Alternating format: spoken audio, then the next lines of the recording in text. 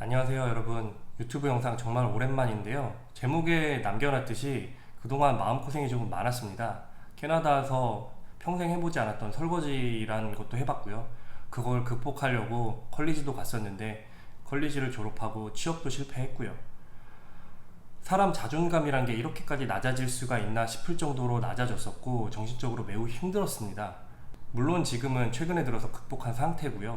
그래서 어떤 선택들을 잘못했었기에 이렇게까지 잘못된 방향으로 갔었는지 생각을 한번 해봤었거든요.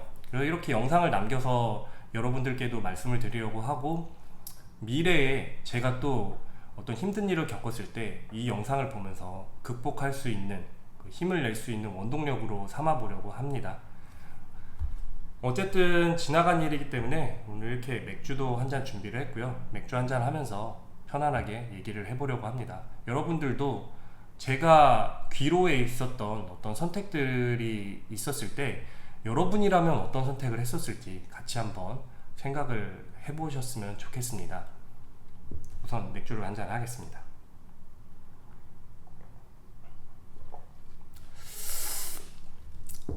처음 드는 이제 잘못된 선택이라고 한다면, 지금에 와서 돌이켜 봤을 땐 한국에서 엔지니어, 이제 연구소라고 하잖아요. 엔지니어를 하지 않은 게 가장 큰 실수였던 것 같아요.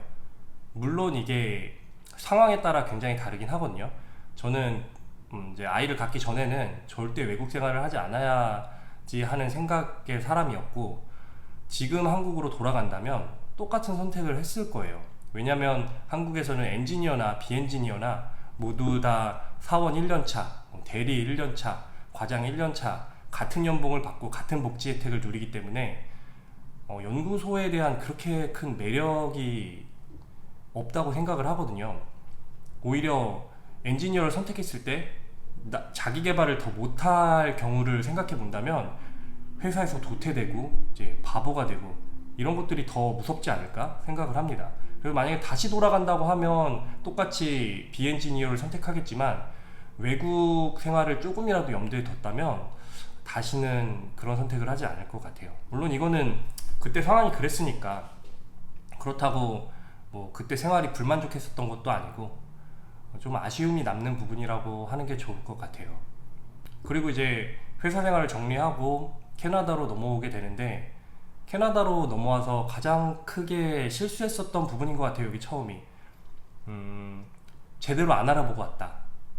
무슨 말이냐면, 여러분들도 그럴 거 아니에요. 이제 이민 오신 분들이나 이제 이민 준비하시는 분들을 보면 인터넷에서 글을 보거나 혹은 건너 건너 아는 사람을 통해서 캐나다가 어떻다더라 이렇게 해서 듣게 될 텐데, 대부분 하는 말이 거의 비슷할 거예요.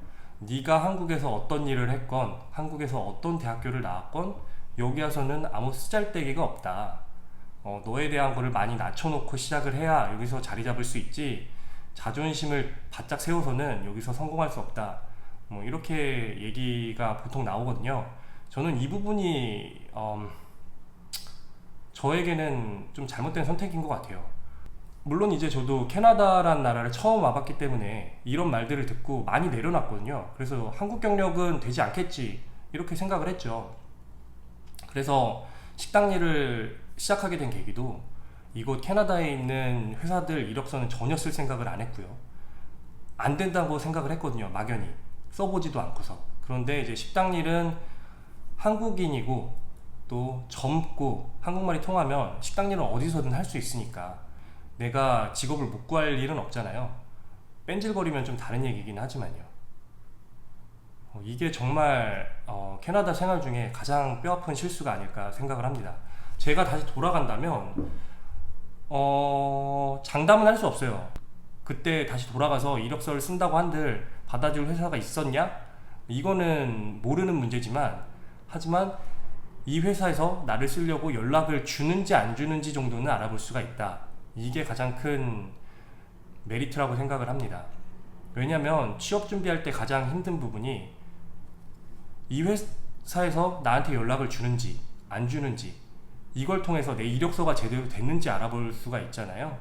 그런데 저는 그것조차 하지도 않았고, 면접을 볼 때 어떤 것들을 물어보는지 이런 것들을 알아볼 기회조차 갖지 않았었던 거죠. 스스로 써보지도 않고서. 그러고서 한국 식당 들어가서 설거지를 하니까 가장 큰 문제는 이제 영어도 늘지 않고, 뭐 돈도 돈이겠지만 영어도 늘지 않고 이곳 생활을 할 수 있는 발판이 마련되지 않는다는 거예요. 뭐 한국 식당에서 겪었었던 힘든 일들은 다른 영상에서 남겼으니까 영상을 보시면 될 것 같고, 자기 개발도 안 되고 미래도 없는 식당에서 그렇게까지 일했다는 게 참 안타까운 것 같아요. 물론 식당 다니면서도 이력서를 계속 썼어야 맞는 건데 얘기해주는 사람들도 딱히 없었고, 제가 그렇다고 캐나다에 아는 사람이 있는 것도 아니니까. 과거의 저로 돌아가서 누가 저한테 이력서라도 꼭 써봐라 이렇게 얘기한다면 제가 다시 한번 준비하고 싶어요. 이력서를 써보고 어떤 부분이 잘못됐는지 이런 것들을 알아보려고 노력을 하지 않았었을까 생각을 합니다. 이제 다른 영상에도 또 남겼잖아요. 제가 식당을 질려서 결국에는 컬리지를 갔어요. 근데 이제 컬리지를 간 게 또다시 잘못된 선택이었던 거예요. 지금 와서 돌이켜보면요. 왜냐면 이제 저는 와이프가 이제 간호사를 준비하고 있었기 때문에 이미 컬리지를 나온 상태였고, 다니고 있던 상태였죠. 그러니까 저는 비자 문제가 없었으니까 회사에서 뽑아만 준다면 일을 할 수 있는 상태였는데도 불구하고, 아까 말씀드렸잖아요. 캐나다 와서 모든 걸 내려놨다고. 나는 안 될 거야. 이 마음이 지금 자리 잡고 있어요. 그래서 한국 경력은 무조건 안 된다고 생각을 하고 컬리지를 선택을 한 거죠. 안정감이 더 우선이었던 것 같아요. 안정감을 추구하고자 많은 과들 중에 항공정비를 들어가면, 뭐 에어캐나다 같은 데 들어가면 정년까지 일할 수 있대더라. 유니온이 있으니까요.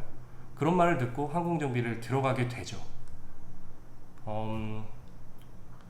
지금의 저라면, 저는 한국에서 대학교 4년제를 나왔었으니까 이민을 올 때 절대 학력을 낮추는 일 같은 걸 하지 않을 거예요. 비자 문제가 걸려 있다면 좀 다른 얘기죠. 컬리지를 절대 가지 않고 어떻게든 학력을 높여서 석사를 하든 박사를 하든, 돈이 없으면 맨땅에 헤딩이라도 했었을 거라고 생각합니다.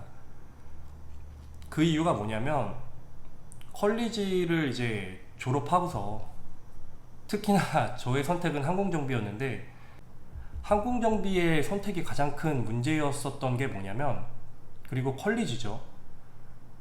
한국에서 경력을 진짜 다 버려야 된다는 거예요. 여기 최저시급이 지금 뭐 옛날에 15불, 16불 이렇게 했었을 때 지금 조금 올라갔지만, 뭐 항공정비 컬리지를 졸업한다고 한들 20불 정도밖에 시작을 못 하거든요. 한국에서 벌던 거랑은 많이 다르죠. 그러면 또 어떤 분들은 그렇게 얘기할 거예요. 다 그렇게 시작하는 거다. 근데 저는 지금에 와서는 또 그래요. 내가 그걸 왜 포기해야 되지? 차라리 기계공학을 나왔으니까 석사를 해서 좋은 직업을 알아보는 게 더 낫지 않았을까? 뭐 석사를 하려고 그러면 이제 돈이 많이 드는 부분이 있으니까, 만약에 못한다고 하면 뭐 대학교 경력으로라도 뭐 노려보지 않았을까 생각을 합니다.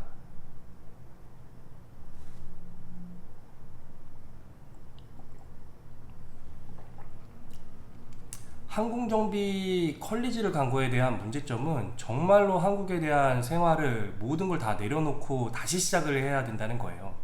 그런데 여러분들 한국에서 열심히 살았잖아요. 이제 대기업을 나오신 분들도 있을 거고, 뭐 중소기업을 나오신 분들도 있겠지만, 중소기업, 대기업 가릴 거 없이 열심히 일했다는 거 하나는 저는 인정을 하거든요. 한국인들 열심히 일하고 그 능력도 충분히 납득할 만한 수준이라고 생각을 하고요. 그리고 최소한 3년에서 5년 정도 일하신 분들이라면 업무에 굉장히 자신감이 붙어있는 상태였을 거예요. 근데 그런 걸 다 포기하고 다시 밑바닥부터 시작한다?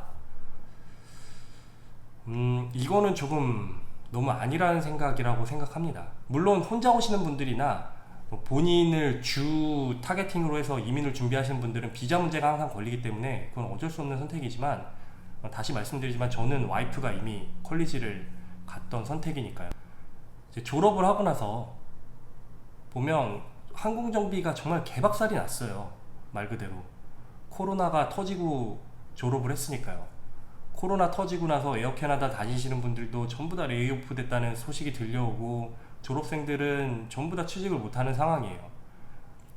특히나 저는 항공정비에서 기계랑 전자가 있으면 전자 쪽을 갔거든요. 여기는 자리가 더 좁아요. 얼마나 취업난이 심각했냐면 같이 졸업한 동기들 중에 이쪽 토론토에서 취업한 동기들은 없다고 보면 돼요. 그리고 취업하려고 다른 한 친구는 할리팩스를 갔다가 악덕업주를 만나서, 여기도 악덕업주가 있어요. 악덕업주를 만나서 몬트리올로 가서 자리를 잡았고, 또 다른 친구는 밴쿠버에서 조금 떨어진 이제 켈로나란 지역으로 가서 자리를 잡았고요. 이제 건너 들려오는 다른 친구들은 항공사 쪽은 취직을 못하고 이제 부품업계 쪽으로 가서 2달 있다가 회사가 너무 안 좋아서 옮기고, 2달 있다가 회사가 너무 안 좋아서 옮기고, 제대로 자리를 잡은 친구들이 거의 없더라고요. 뭐 그러니까 저도 똑같죠. 이제 저만의 문제라면 이제 친구들이 잘 되는 상황이 있었을 텐데, 친구들조차 잘 안 되니까 이건 비단 나만의 문제는 아니다라고 결론 짓게 됐고, 이대로는 답이 없다. 졸업을 하고 나서 이제 외벌이로는 생활이 안 되니까 맞벌이를 어떻게 해야겠다 생각을 해서 많은 고민을 했죠. 이제 이 부분에서는 또 잘한 선택이라고 생각을 해요. 이제 빠르게 항공정비 쪽을 포기를 하고 이제 한국인 사장님 밑으로 들어가서 일을 하게 되거든요. 그쪽은 이제 물류 쪽인데 조금이나마 이제 제가 하던 일이랑 비슷한 부분이 조금 있었어요. 이제 영상에서 보시는 분들은 너는 뭐 캐나다까지 가서 한국인 사장 밑에서 일하는 게 뭐냐, 야, 너는 대기업까지 나온 녀석이 인생 말아먹었네? 뭐 할 수 있을 정도로 아마 상황이 그럴 거예요. 그렇지만 저는 이게 정말 좋은 선택이었다고 생각을 해요. 왜냐면 한국인이었기 때문에, 그리고 사무직이었어서 출근 시간을 어느 정도 맞춰줄 수가 있거든요. 이제 아이 학교를 데려다 주고 출근할 정도로 여유 있게 출근 시간을 주셨기 때문에 출퇴근하는데 무리는 없었어요. 안 그랬으면은 뭐 또다시 식당을 들어가지 않았을까 생각을 합니다. 그런데 여기서 중요한 점은, 저는 어쨌든 식당 일은 해봤으니까 식당을 다시 안 들어가고 사무직을 한 건 정말 좋은 선택이었다고 생각을 해요. 물론 당장 버는 돈은 식당이 훨씬 많거든요. 일하는 시간도 많고, 특히나 서버 같은 경우는 웬만한 사무직부들보다 많이 벌 거예요. 이제 팁으로 버는 돈이 굉장히 많기 때문에. 근데 단순히 돈만 생각해서 서버를 한다고 했을 때 그게 나의 커리어에 어떤 영향을 줄까? 그거는 아니잖아요. 제가 어딘가에 이력서를 쓸 때 나 여기 식당에서 서버 3년 했음 이렇게 쓸 건 또 아니니까. 물론 뭐 그게 쓸 수 있는 분야가 있을 수도 있죠. 무조건 없다고 할 수는 없지만 일반적으로는 보통 쓸 수 없는 경력이니까요. 그래서 우여곡절 끝에 이제 결국에는 한인 사장님 밑에서 일하게 되는데, 지금까지 살펴보면 저는 뭐 한국에서 멀쩡한 대학교를 나왔고, 그리고 괜찮은 회사에 다니고 있었고요.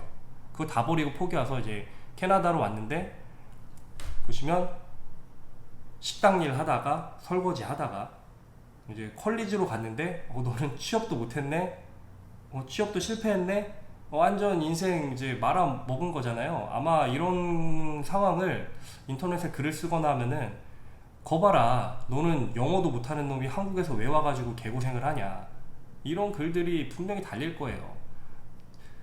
왜냐면 제가 똑같은 상황을 판단한다고 하더라도 똑같은 얘기를 할 거예요.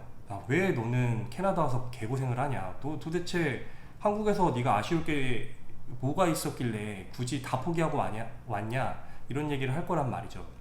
맞아요. 그런 게 분명히 맞기 때문에, 그래서 아까 처음에 말씀드렸듯이 자존감이 많이 박살나 있는 상태였죠.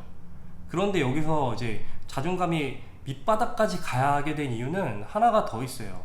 이제 한국 사장님 밑에서 일할 때는 문제가 그거죠. 여기는 캐나다잖아요. 이제 한국인 밑에서 일할 때는 여러분들 뭐 캐나다에서 임금 받아봤자 5만에서 6만 사이, 아무리 많아도 보통 4만까지 내려가는 경우도 있을 거예요. 5만에서 6만 사이가 거의 맥스치라고 보고, 그럼 내가 다시 돌이켜 봤을 때 5년 10년 뒤에 과연 이 연봉이 오를 수 있을까? 이 연봉이 뭐 10만 15만 이렇게 올라갈 수 있을까? 하면 절대 노죠. 이거는 명백하다고 봐요. 내 사업을 하지 않는 이상 어느 누가 이 캐나다에서 한국인을 쓰면서 연봉을 10만 불씩 주고 이렇게 하겠어요. 그러니까 점점 더 나의 미래는 어디로 가는 거지? 나는 컬리지도 나왔는데 한국인 사장 밑에서 일하고 있네. 한국이 이제 그리워지는 거죠. 도대체 내가 어떻게 뭐를 잘못했길래 이렇게까지 망가진 걸까? 나는 왜 취업이 안 되는 걸까? 많이 고민을 했어요. 그래서 자존감이 많이 박살이 났었고요. 아마 이 과정 중에 와이프나 저의 아이가 없었다면 진짜 정신병 걸리고 다 내려놓고 한국으로 돌아갈 수 있었을 것 같아요. 만약에 제가 혼자 왔었다면, 가정을 한다면요. 그 정도로 많이 힘들었었고, 그렇지만 이제 가정이 있고 아이가 있기 때문에 어떻게든 탈출구를 마련해 보고자 다시 처음으로 돌아갔죠. 제가 캐나다에 왔을 때 가장 큰 실수라고 했던 게 한국 경력을 안 살리려고 아예 다 내려놨던 거잖아요. 한국 경력으로 이력서를 쭉 뿌렸어요. 연락이 오더라고요. 물론 통과는 못했죠. 물론 통과는 못했지만 그거랑 다르게 연락이 온다는 거는 가능성이 있다. 희망을 봤죠. 그렇게 계속해서 쓰게 됩니다. 한 6개월 정도 지나고 나서 계속 쓰고 나니까 결국에는 되더라고요. 그리고 어떻게 해서 제가 멀쩡한 곳에 이제 취업하게 됐었는지는 다음 시간에 이제 한 번 더 다뤄보려고 해요. 이제 캐나다 와서 어떤 곳들을 인터뷰를 봤었고, 어떤 안 좋은 데들이 있었고, 또 제가 이곳에 어떻게 해서 취업하게 됐었는지 다음 시간에 한번 다뤄보겠습니다. 오늘 좀 이렇게 제 과거에 대해서 한번 얘기해보는 시간을 가졌었는데요. 여러분이라면 어떻게 했었을지 또 한번 같이 고민해 보셨으면 좋겠습니다. 저는 이제 오늘 남은 거 맥주 한잔 하면서 이제 주말에 조금 쉬고요. 다음에 여러분들과 함께 인터뷰에 관한 얘기들을 한번 준비해 보도록 하겠습니다. 오늘 긴 영상 시청해 주셔서 감사합니다.